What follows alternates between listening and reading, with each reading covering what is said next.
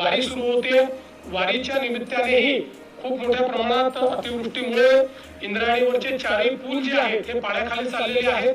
त्यामुळे वारकऱ्यांना ही विनंती आहे, आता वारी 10 तारखेला पुण्यात पोहोचते आळंदी आणि देहूवरनं, तर ती वारी तर आपण तिथे आणू, पण वारकऱ्यांनी आता तिथे न जाता पुण्यामध्येच आलं पाहिजे, कारण तिथे जाणं हे धोक्याचं आहे। त्यामुळे सगळ्या वारकऱ्यांना ही विनंती आहे की मोठ्या प्रमाणात देहू आणि आळंदीला जमा न होता त्यांनी जर पुण्यामध्ये ते आले तर अधिक सोयीचं होईल, किंवा त्यातनं कुठलंही डिझास्टर होणार नाही।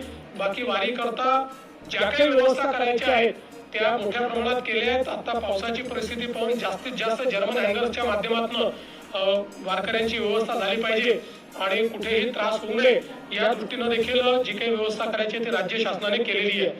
मला असं वाटतं की हे जे काही आपण अलर्ट्स सातत्याने या ठिकाणी देतो आहोत, ही आपली जी काही डिझास्टर मॅनेजमेंटची जी आपली इथला जो कक्ष आहे, हा कक्ष 24 तास या ठिकाणी काम करतोय।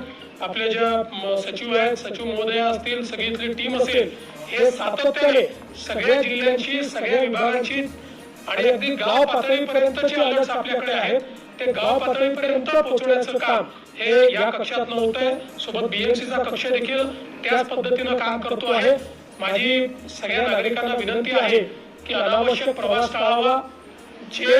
जो कालावधी सातत्याने आम्ही सांगतोय अति पावसाचा आहे किंवा जो कालावधी अधिक वेगानं धावणाऱ्या वाऱ्याचा आहे, त्या कालावधीत रस्त्यावर येणं टाळावं। अत्यावश्यक असल्याशिवाय लोकांनी त्या ठिकाणी अशा पद्धतीनं कम्युनिकेशन करू नये, अशा प्रकारची सर्वांना विनंती आहे।